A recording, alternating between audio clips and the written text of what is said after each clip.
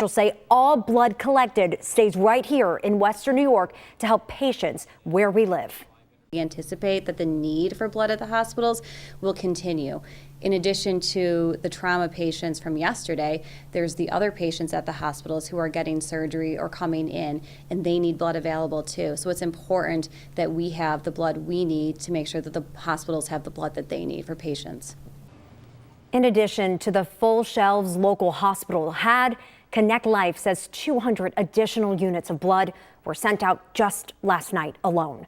And we will, of course, continue to give you the latest updates. We will follow the latest on this three-way crash tragedy, both on air and, of course, online at WGRZ.com and, of course, here on Plus. We will bring you any updates we learn tonight at 11, and you can find the full NTSB press conference on WGRZ.com. right now. The Erie County Sheriff's Office is investigating a deadly crash in Alden. It happened yesterday around 4:15 at Walden Avenue and Genesee Street. Deputies say 80-year-old Carol Privatera of Amherst stopped at a stop sign on Walden, then started to turn onto Genesee. At the same time, we're told a tractor trailer with the right-of-way was going through that intersection. The vehicles collided. Privatera died on the way to the hospital. The truck driver was not hurt and we're told is cooperating with investigators. We have an update to a story we told you about this morning. A car crashed into a building in Buffalo, starting a fire that spread through all 3 floors. This was the scene just after 3 on Delavan Avenue. Heavy smoke and flames were seen coming from the top levels of this home. Officials say the damage is around $240,000. The cause of the fire still under investigation at this hour. Western New York's Indian community is continuing to mourn the passing of a beloved family. A vigil was held today in Amherst for the Devon family. The 4 members, all of them in their 80s, were traveling to visit the Palace of Gold when their car veered off the road and went into an embankment. We'll have more from the speakers at today's vigil, and that is coming up tonight at 11. Now to a check of the weather. We are going to take a live look outside at the hills of Salamanca. Mostly dry for the day, but when can we expect some showers to move in? Let's bring in Storm Team 2's Paul Hare, who has a first look at your forecast. Hey, Paul, welcome back. Hey, Courtney, good to be back. And yeah, the last little stretch here is a little bit warm, and then the next upcoming stretch is going to be a little bit cooler with a front approaching and those showers. We're going to see some unsettled weather the next couple of days to answer your question, Courtney. 75 right now. We made it up to 80 degrees today, which is just a tiny bit above where we're supposed to be.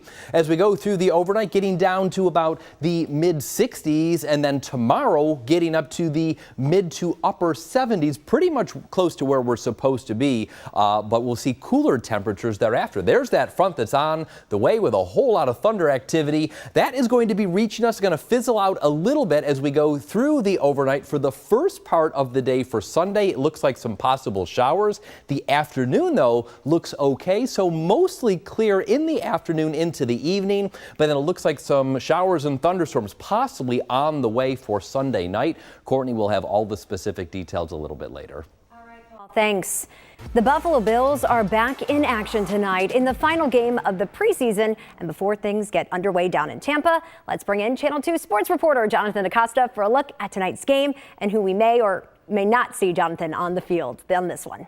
Hey, Courtney, you don't often get the Bills playing teams in the preseason that they're set to play later on in the regular season, but that's what's in store tonight. The Bills host the Bucs in mid-November, but tonight the Bills are at Raymond James Stadium in Tampa for the final game of this preseason. Each preseason and preseason finale, its own story every year. 2 seasons ago, we saw Josh Allen and the starters play in the finale in Chicago, but last year was Anthony Brown and Ben DiNucci throwing passes for the Bills. This year again, no Josh Allen in the preseason finale. It'll mean Allen will go this entire preseason without playing a single snap. Cole Bishop on defense, one presumed starter we'll see for at least a little bit. As for everyone else, though, including guys who have been injured like Curtis Samuel, it'll be on a case-by-case basis if we see them take the field.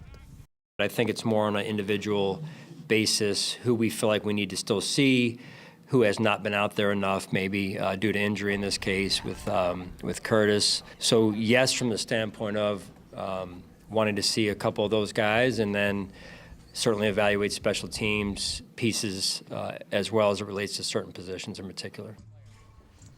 This game, the final data point for Brandon Beane and the Bills before roster cutdown day on Tuesday. Kickoff tonight in Tampa is at 7:30. We'll have those highlights for you tonight at 11. For now, on your side in the studio, Jonathan Acosta, Channel 2 Sports. Jonathan, thank you. Next at 6, local organizations are on a mission to save animals and find them forever homes. How you can help.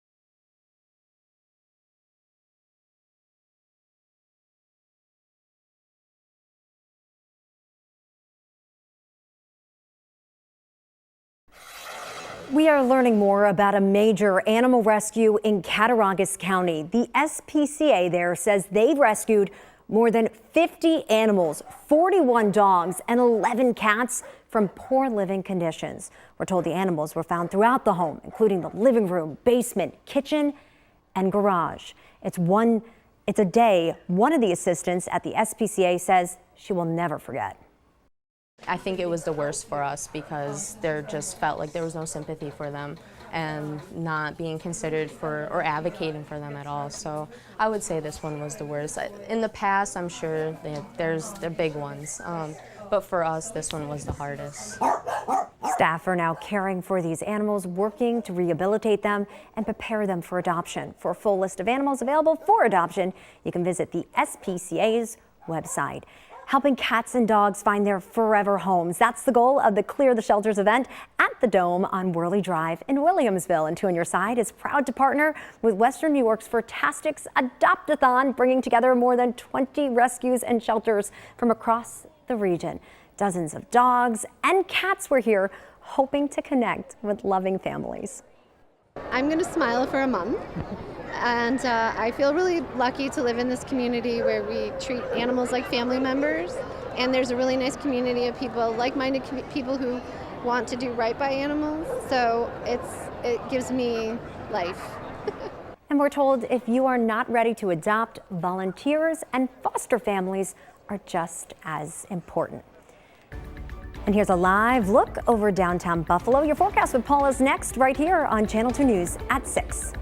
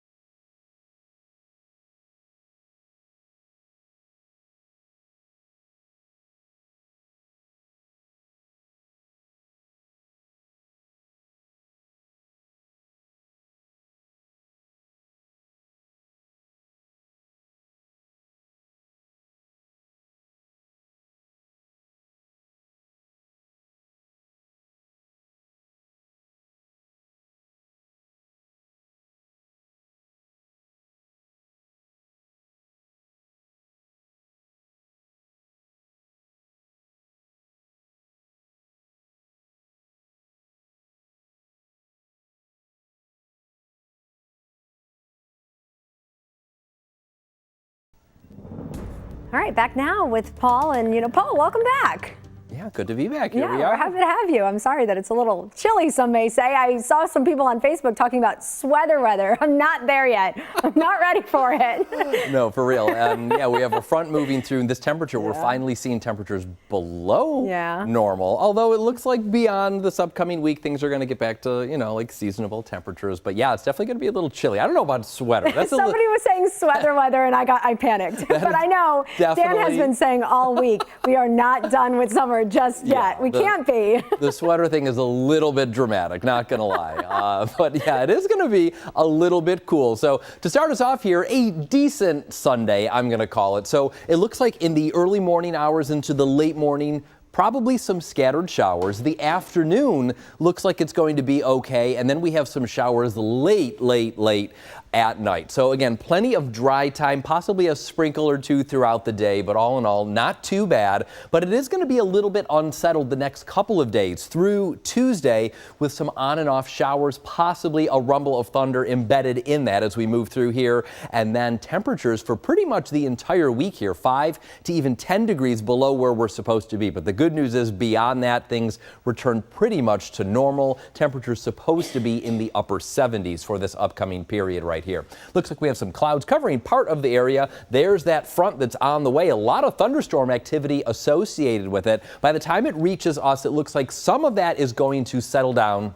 And it looks like that's going to reach us late tonight in the overnight hours, early Sunday as well. It's going to be dropping the temperatures a little bit. So take a look at this. Future Look is showing some scattered showers as we go through Sunday morning. But again, it is very scattered. Certainly not talking about a washout here. Some of us might not even see rain at all. By the time we get to the afternoon, look at this. Some of the clouds are actually clear. So plenty of sun for us right here. My good friend is having a pool party tomorrow, so he's going to kill me if there's any clouds or rain. So it looks like it's going to be okay in the afternoon. And then those showers, scattered showers, do return for Sunday evening. And then into Monday, those on and off showers do sort of linger right here. As you can see, again, a lot of dry time, but possibly some thunderstorms embedded in that. That lasts through the day and through the evening on Monday and even into Tuesday as well. Looks like Tuesday, a lot of the focus is probably going to be for portions of the southern tier. Here's our precipitation chances the next couple of days. By the time we get to late Tuesday into Wednesday, things do quiet down, and then Thursday and Friday, some low chances of precipitation. Temperatures, that's going to be part of the big story right here. So below normal this upcoming stretch. Temperatures, as I mentioned, 5 to 10 degrees below where we're supposed to be for this time of year. This entire stretch supposed to be at 78 degrees. Pretty seasonable for Sunday, but look at this. Temperatures feeling definitely a little bit chilly. Again, I don't know about sweater weather, but maybe 65 degrees tonight. We have that chance of scattered thunderstorms primarily after midnight. Again, most of the evening tonight is going to be okay. By the time we get tomorrow, it looks like we have some of those scattered showers in the morning. I'd say probably up to 11 a.m. or noon. It looks like in the afternoon, partly cloudy conditions. Things pretty much quiet down a little bit. 76 degrees, just a tiny bit below where we're supposed to be. And then 58 as we go into Monday. And there we have it, the 7-day forecast. Those scattered showers for Sunday, the scattered showers for Monday. Same as the case on Tuesday, but primarily for the southern tier. These raindrops right here, not a washout any of these days. Plenty of dry time in there. And then it looks like Wednesday through the weekend right here, we have some quiet conditions with those very, very low shower chances and temperatures in the low 70s for much of that. All right, that's the latest on the 7 days ahead. We'll be back with sports. Stick around.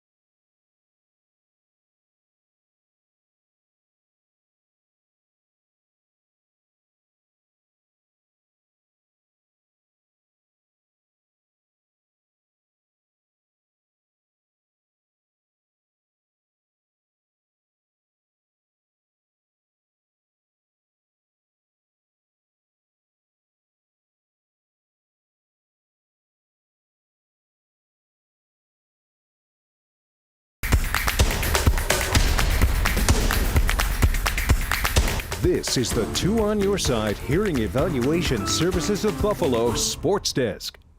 Before we can fully turn our attention to Week 1 and the Sunday night opener against the Ravens, one final ride in Tampa tonight for the Bills to close out the preseason. And tonight, important step in finalizing the 53-man roster for the start of the regular season. Plenty of bubble guys going to get one final shot to make their impression on Brandon Beane and Sean McDermott for why they should make it past roster cuts, especially at certain positions like wide receiver with guys like Tyrell Shavers. You also won't see many starters. Sean McDermott saying tonight it'll be on a case-by-case basis. One starter you will see is Cole Bishop, who's still playing catch-up after missing time this camp. So whether it's a depth player fighting for a spot or Bishop ramping up for the season, McDermott eager to see what some of his guys show on the field in this preseason finale.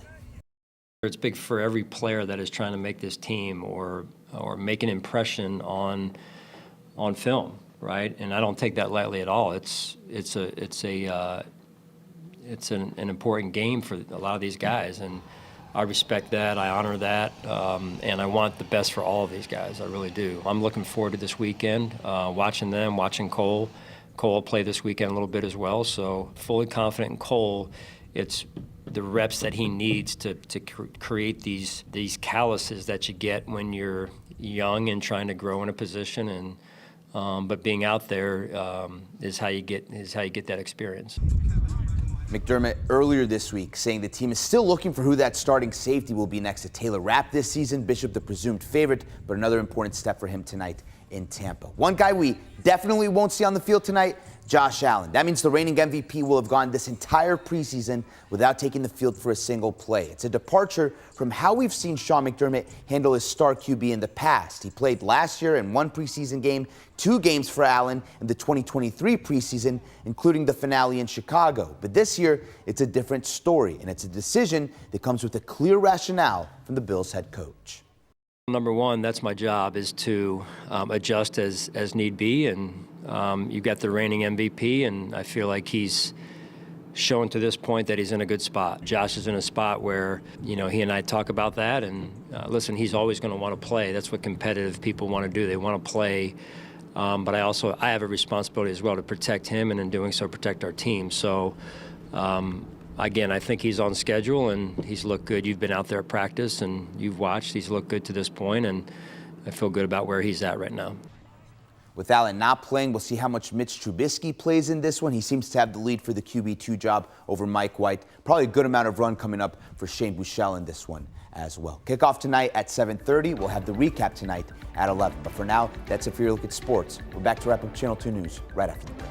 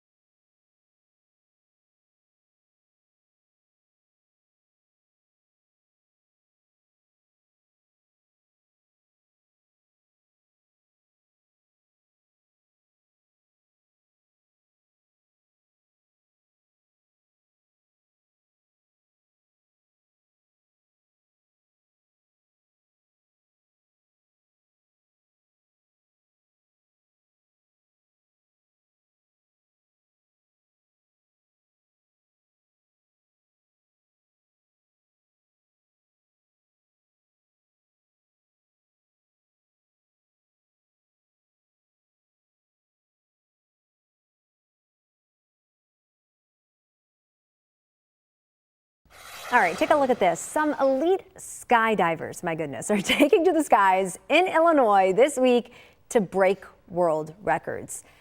Dozens of them. Oh my gosh, you see them right there in the sky in Ottawa. I can't do it. Some 200 skydivers attempted to break the vertical world record, which involves joining hands in the sky.